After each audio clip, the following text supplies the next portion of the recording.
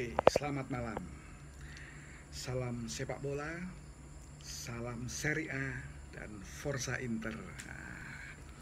Jadi ini video pertama saya. Saya ingin bikin video tentang sepak bola ya, terutama tim kesayangan saya Inter Milan, dan mungkin beberapa tim Serie A yang saya tahu lah ya gitu. Jadi kenapa kok saya bikin video, kan memang saya ini sebenarnya cukup aktif di Twitter ya. Saya sering nge-tweet dan hampir semua tweet saya ini tentang sepak bola lah gitu, karena kecintaan saya dan ya hobi lah ya, nonton gitu kan, menganalisa gitu. Nah, kalau di Twitter kan kita hanya bisa nge-tweet tuh kan pendek-pendek ya gitu. Jadi mungkin banyak hal yang pingin saya ungkapin, tapi karena keterbatasan dari apa namanya space untuk tweet, akhirnya ya mungkin lebih baik bikin video gitu. Nanti mungkin saya akan upload di YouTube, teman-teman bisa lihat, bisa kasih komentar juga gitu kan, kita bisa diskusi, mudah-mudahan jadi topik yang menarik. Oke, yang pertama, sebenarnya ini video saya kepingin bikin dari awal ya, karena saya ingin bahas tentang Inter Milan, di mana tahun kemarin kita tahu semua Inter itu peringkat 2, 82 poin ya kalau nggak salah ya, dan itu sebenarnya pencapaian yang sudah lama banget. Mungkin terakhir zamannya Mourinho dapat poin segitu, dan sekarang dan kemarin Conte bisa bawa Inter ke peringkat 2 dengan poin yang sama gitu. Oke, meskipun belum juara, saya pikir nggak ada masalah gitu dengan itu, karena memang dia baru setahun dan perlu progres lah ya, perlu proses, perlu progres, dan harusnya jadi progres yang baik. Nah, di tahun ini itu harusnya gitu, kalau kemarin peringkat 2, harusnya tahun ini progresnya harusnya jadi juara dong gitu, targetnya harusnya. Tapi paling enggak, apabila nggak juara pun paling nggak dapat satu trofi aja, entah itu Copa. Kalau Liga Champion mungkin agak terlalu muluk-muluk ya, tapi paling nggak progresnya harus lebih bagus di tahun kemarin. Kita ngomong pertama mengenai pelatih dulu deh ya, Antonio Conte. Jadi pada waktu Spalletti diganti sama Conte, jadi awalnya kan Morata masuk dulu nih, Morata masuk, lalu banyak banget perubahan. Icardi mulai yang berulah mulai disingkirin gitu kan, lalu meng-hire Conte gitu. Nah, saya ini termasuk fans yang awalnya agak kenapa harus Conte gitu kan, karena kita tahu Conte ini kan Juventini, satu itu gitu. Yang kedua, oke lah, kalau kita nggak lihat itunya, kita lihat formasinya 3-5-2. Sedangkan tahun kemarin tuh mungkin udah bertahun-tahun ya, semenjak zamannya Gasperini yang nggak perform ya, baru beberapa pertandingan udah dipecat tuh kan, Inter hanya selalu menggunakan formasi 4-4-2, 4-2-3-1. Nah, sekarang datengin pelatih yang formasinya pakem 3-5-2 gitu, sedangkan materinya itu seperti belum pernah menggunakan formasi itu gitu. Nah, ketika Conte masuk, beberapa pemain datang. Ada Godin yang memang mungkin sudah diincar dari lama, bahkan sebelum Conte datang itu sebenarnya udah deal gitu. Sehingga ya oke, dia masuk. Dan juga di Atletico kan main 4-4-2 ya, atau 4-2-3-1 gitu. Sehingga formasi 4 back ini dia harus adaptasi.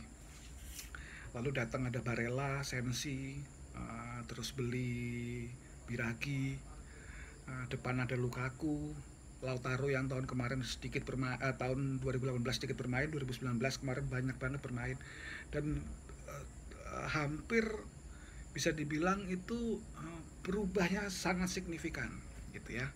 Oke, setelah itu mulai nih kompetisi 2019, hasilnya tuh langsung bagus gitu ya, menang 6 kali berturut-turut. Terus mulai ada kerikil-kerikil, kalah seri, menang lagi gitu ya, sampai akhirnya di akhir musim dapat peringkat 2 gitu. Sesuatu yang mungkin udah lama banget, terutama masalah stabilitas itu nggak Inter dapetin di situ. Di Liga Eropa pun demikian, Liga Champion gagal, oke, masuk ke Liga Eropa sampai final, sesuatu yang juga tidak pernah kita prediksi. Nah, permasalahannya adalah ketika akhir musim ada konflik yang kita semua sebenarnya juga tahu gitu kan, bahwa sebenarnya Conte ini tipikal pelatih yang uh, menuntut banyak gitu, yang mungkin manajemen tuh harus tahu gitu kan, bahwa ini pelatih banyak tuntutannya, tapi dia karena emang ingin menang gitu, jadi emang karena ingin menang dia nuntut banyak gitu. Akhirnya sempat berkonfrontasi, lalu sempat ada isu oh mau diganti lah dan lain sebagainya. Jujur waktu itu saya berharap Conte diganti. Kenapa? Karena meskipun dia sukses membawa Inter, tapi ya Inter itu baru lolos dari FFP, nggak mungkin jor-joran beli pemain. Kalau dia minta pemain-pemain yang sesuai dengan apa namanya keinginannya dia juga berat gitu ya. Terus juga saya lihat performanya di tengah musim,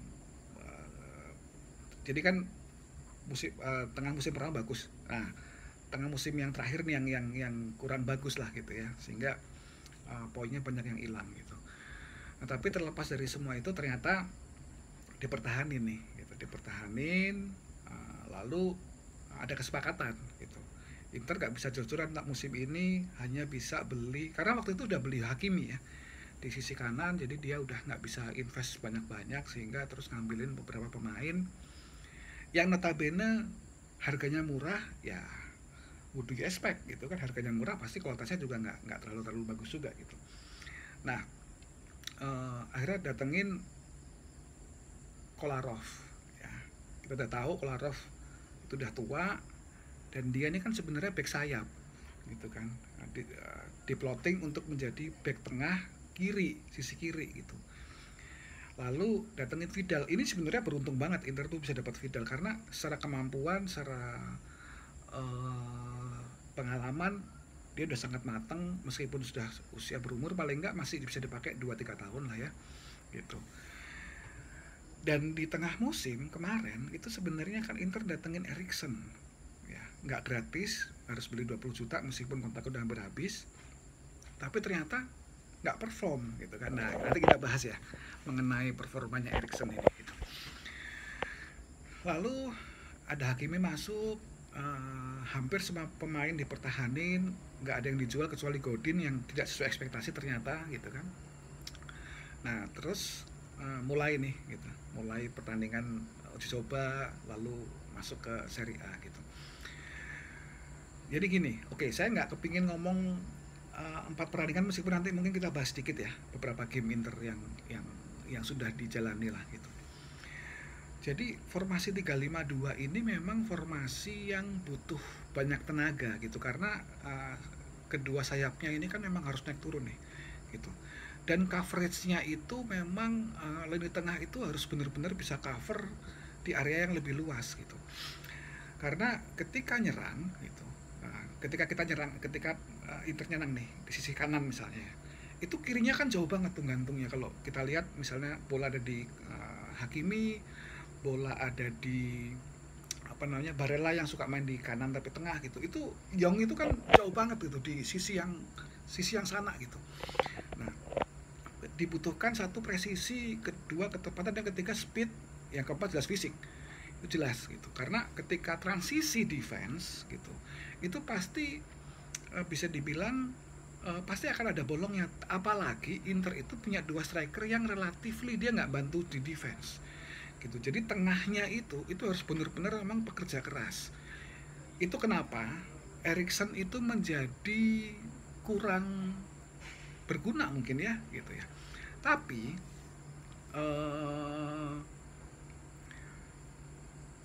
kedua sayap ini gitu, itu juga punya peran yang bagus ketika offense gitu. Sehingga kita lihat beberapa kali transisi offense-nya Inter itu kan cepet tuh. Ke Lukaku yang jadi jangkar, dia bisa bagi bola kemana-mana, lalu sayapnya bisa naik gitu kan, bisa dari kanan ke kiri crossing, lalu dari crossing itu bisa menciptakan peluang akhirnya jadi gol seperti itu gitu. Beberapa kali kita lihat sangat membantu. Dengan formasi 352 lebar lapangan itu sangat dimanfaatkan sama Conte. Nah, depannya udah gak ada masalah. Lukaku, Lautaro itu tipikal striker yang tipenya hampir sama sebenarnya gitu. Jadi tipikal yang dia bisa create peluang, dia bisa nahan bola, gitu kan. Dia bisa passing, meskipun bisa dibilang ya tektok aja ya dua itu gitu kan. Mereka bisa create peluang, bisa, dan cukup oportunis sebenarnya gitu. Beda dengan Alexis ya, yang dia lebih ke second striker. Oke. Nah, permasalahannya kan sebenarnya bukan di transisi offense, karena offense ini kan mereka cepet, dan relatif dari tahun kemarin ketika Kunting latih pertama itu rapi banget gitu, bisa dibilang rapi banget. uh, Kalau lihat tayangan apa namanya, Inter sama Barca itu kan ada beberapa kali videonya yang kalau kita lihat di Twitter tuh, umpan-umpanan dari belakang lalu ke tengah, di situ ada Sensi, ada Barella gitu ya. Waduh, ada motor nih, tunggu dulu, ada motor nih malam-malam. Sensi, ada Barella gitu. Nah, permasalahannya adalah di ketika transisi defense, ketika bola itu kerebut atau mispass ya. Ini jadi masalah. Kenapa? Karena dua pemain depannya itu memang benar-benar nunggu di area kotak penalti ya. Yang tiga itu sejajar gitu kan. Lalu yang satu sayapnya kalau misalnya nyerang dari kanan, sayap kirinya itu jauh di luar, sedangkan sayap kalau nyerang dari kiri, sayap kanannya juga jauh, jadi lebar banget gitu mainnya. Coverage tiga pemain belakang itu benar-benar dibutuhin untuk mengantisipasi bola-bola counter attack. Nah, apakah tiga pemain Inter itu cepat? Ya bisa dibilang enggak. De Vrij, Skriniar, Bastoni itu bukan tipikal defender yang punya speed. Tapi kenapa tahun kemarin mereka cukup sedikit kegolan? Ya, sama Godin ya, itu sama Godin juga bukan tipikal yang cepat. Karena positioning ketika offense ya, mereka ini bagus, coverage itu bagus banget gitu.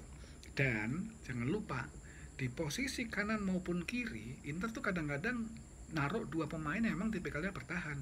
Di kanan ada Ambrosio, di kirinya Biragi. Mereka ini bisa cover gitu, meskipun secara penyerangan nggak terlalu bagus, karena nyerang itu kan kebanyakan lewat tengah. Bola kasih ke Lukaku, dua midfieldernya naik, oper-operan ke situ, tiba-tiba dapat peluang seperti itu gitu. Nah, gimana dengan di musim ini? Oke, di musim ini ternyata itu yang dieksploitasi sama lawan gitu kan. Nah, ketika Bastoni nggak main, ketika Skriniar nggak main, ternyata positioningnya si Ambrosio sama si Kolarov ini benar-benar jelek, menurut saya jelek gitu. Dia nggak bisa cover area yang harusnya itu menjadi areanya dia. Satu itu. Yang kedua, beberapa kali kalau kita lihat golnya lawan Milan kemarin gitu, itu kan sebenarnya karena Brozovic yang di tengah itu kan nggak bisa ngerebut bola. Jadi dia kelewatan, lalu udah 3 lawan 3, 4 lawan 3 kegolan sama golnya Selatan. Itu jadi masalah. Dan itu juga dieksploitasi pada waktu lawan Fiorentina gitu kan. Nah, apakah bisa diperbaiki? Bisa gitu ya. Cuman memang ya menitnya Bastoni harus banyak gitu kan. Di sisi kanannya menitnya Skriniar harus banyak. Skriniar ini bagus secara defense gitu. Cuman memang one on one-nya ini, jadi kan gini ya, kalau kita lihat defender ya, itu ada dua kemampuan defense yang harus dimiliki. Yang pertama adalah defense one by one, sama defense cover zona gitu. Nah, Skriniar itu bagus di cover zona gitu, tapi kalau kita bicara one on one, apalagi di lawan sayap-sayap yang cepat, itu dia sering banget kelewatan. Makanya kenapa tahun kemarin tuh banyak Godin yang lebih banyak main gitu. Nah, oke. Jadi PR-nya Conte ini sebenarnya transisi defense-nya harus diperbaiki. Satu itu gitu. Transisi defense-nya, apalagi sekarang sayap kirinya siapa? Yang Perisic. Dua-duanya tipikal nyerang. Yang masih mending karena sebenarnya posisi natural dia itu kan back kiri, atau mungkin sayap kiri yang lebih defensif. Perisic kita tahu sendiri, sebenarnya kan dia penyerang.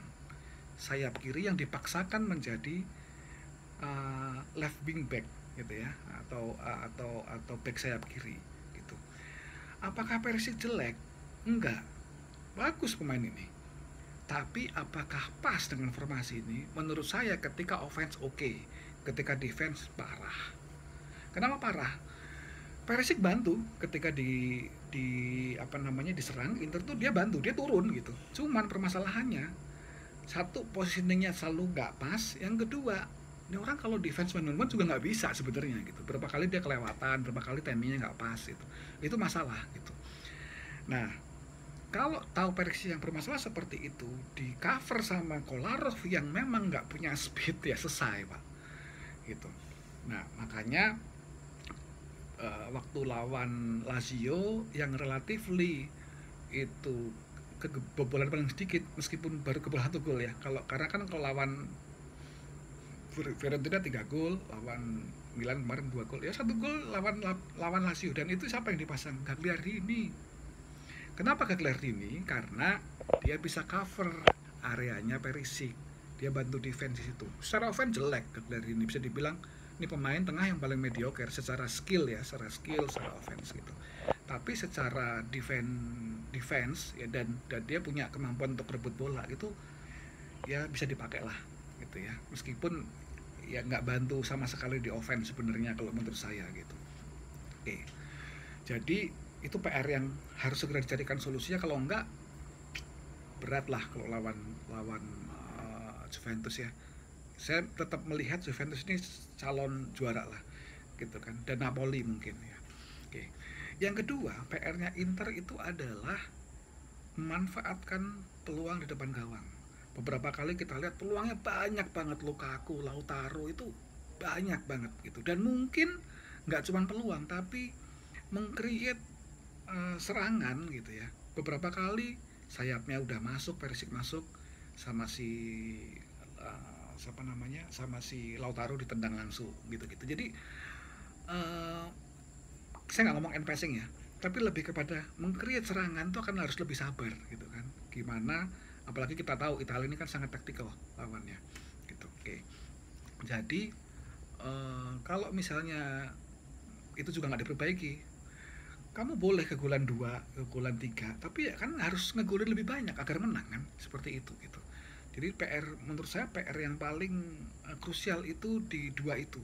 Yang pertama transisi defense, yang kedua gimana si penyerang-penyerang Inter ini baik itu Lautaro, Lukaku terutama, itu dua itu ya, dan Alexis yang memang tipikalnya bukan goal getter, itu harus lebih klinis di depan gawang. Oke, lalu kita bahas sedikit di lini tengah. Mungkin pertanyaan saya sama juga pertanyaan teman-teman mengenai kenapa Eriksen itu jarang dipasang. Eriksen apakah jelek atau nggak sesuai sama Conte dan sebagainya. Oke, gini, saya itu termasuk penonton bola yang nggak cuma nonton Inter sebenarnya gitu. Saya nonton Tottenham, nonton Liga Inggris juga lah beberapa, dan Eriksen tuh beberapa kali saya lihat permainannya gitu. Ini pemain kan tipikal pemain nomor 10 ya, pemain nomor 10 yang nggak terlalu bantu di defense, atau bisa dibilang nggak bantu sama sekali di defense. And passingnya bagus, punya tendangan jarak jauh gitu ya, dan visinya juga oke gitu ya. Cuman permasalahannya adalah skema permainan Conte untuk nyerang ya, untuk transisi offense itu transisi yang cepat. Jadi 1-2 sentuhan, ngandalin Lukaku untuk sebagai jangkar. Jadi Lukaku ini benar-benar dimanfaatin karena posturnya yang gede. Jadi jangkar bola itu ke Lukaku dulu, baru ke kanan kiri. Pemain tengahnya lari, pemain sayapnya lari gitu kan, sehingga tercreate gitu. Beberapa kali mungkin mayoritas golnya Inter seperti itu gitu. Ketika dipasang nomor 10 ya, yang terjadi apa? Yang terjadi adalah Eriksen ini sering banget delay bola. Passingnya bagus, nggak ada yang meragukan itu, tapi dia delay bola, momennya nggak dapet. Satu itu. Yang kedua, ketika Inter itu bermain set play ya, Eriksen ini ternyata bukan tipikal pemain yang bisa merubah keadaan. Jadi dia itu kalau playmaker itu kurang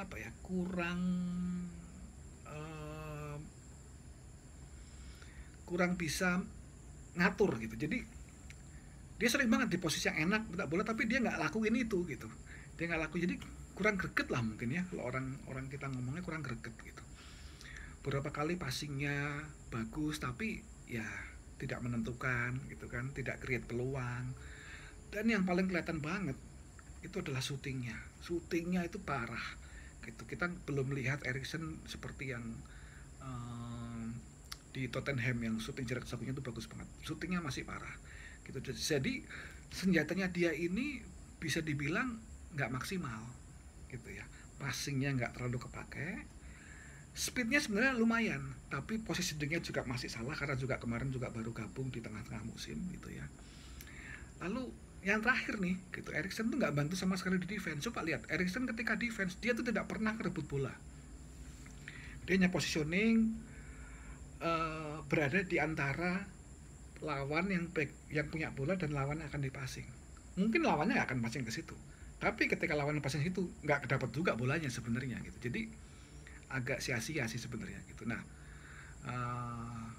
gue tetap setuju bahwa Erikson harus merubah sedikit gaya main atau memperbaiki. Paling nggak dia harus lebih greget, dia harus lebih klinis, dia harus lebih punya peran penting gitu. Jadi ketika dimainin, oke, mungkin cuma 20 menit atau 15 menit, dia harus membuktikan sesuatu itu dulu gitu. Kalau enggak ya nasibnya mungkin tengah musim entah dijual entah dipinjemin, kita nggak tahu lah gitu. Karena gaji kan cukup gede, jadi saya pikir agak sia-sia kalau dia jadi pemain cadangan dengan gaji segitu gitu. Gaji itu nomor 2 apa paling tinggi ya di Inter ya gitu.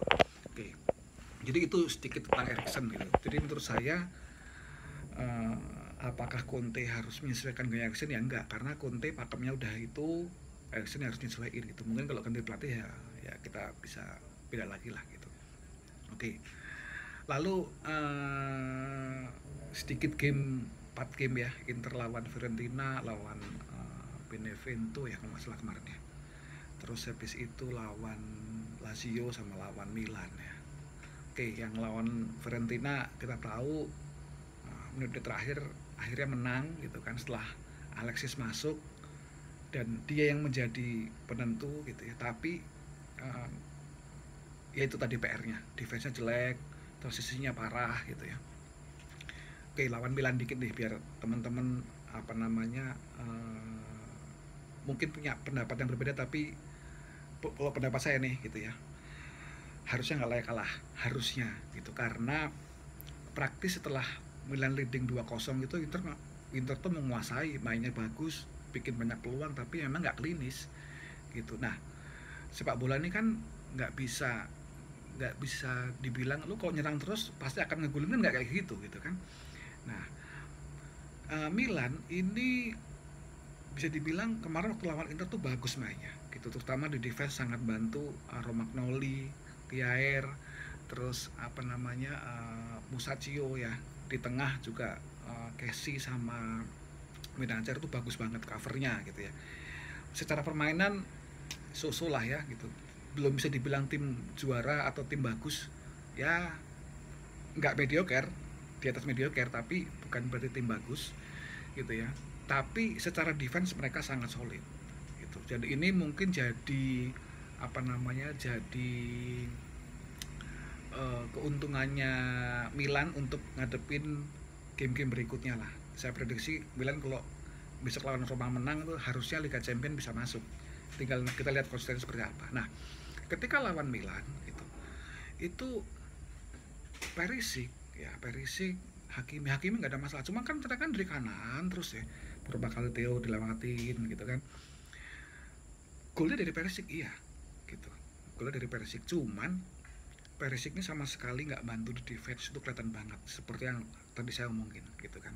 Ditambah Kolarov yang bikin blunder itu. Lalu apa namanya, gol kedua juga Brozovic yang tidak bisa cover sehingga terus langsung di Leao bisa maju kasih passing ke Ibra gitu. Saya pikir oke, Milan layak menang, tapi menurut saya Inter harusnya layak seri gitu ya. Jadi kalau lebih klinis harusnya Inter bisa seri lah paling enggak, karena banyak banget peluang yang harusnya jadi gol lah. Sundulannya si Hakimi itu harusnya kalau itu dioper ke Lukaku selesai gitu kan ya. Terus juga apa namanya, Lukaku juga udah dapat bola enak dari Lautaro juga nggak masuk gitu ya. Saya pikir Jadi pembelajaran lah gitu. Baru 4 game, saya sih berharap kalau 2 tadi yang saya sebut tadi di depan itu bisa diperbaiki, harusnya pasti bisa bersaing karena ini masih game-game awal. Mudah-mudahan dengan kedalaman squad, kita tahu Nainggolan kan nggak jadi dipinjemin ya, itu juga sangat membantu harusnya gitu ya, tapi paling enggak materinya lebih dalam tahun ini, mudah-mudahan gak ada yang cedera sehingga Inter bisa melangkah jauh lah, paling enggak Liga Champions lolos. Liga Italia harusnya tetap targetnya tetap Scudetto, dan Coppa Italia ya mungkin kalau nggak Scudetto dia harus ambil trofi lah gitu. Nah jadi itu pembahasan kali ini. Nanti kalau ada sesuatu yang menarik atau ada game-game yang menarik, kita bikin lagi lah videonya. Oke, kasih. Salam Serie A, Forza Inter.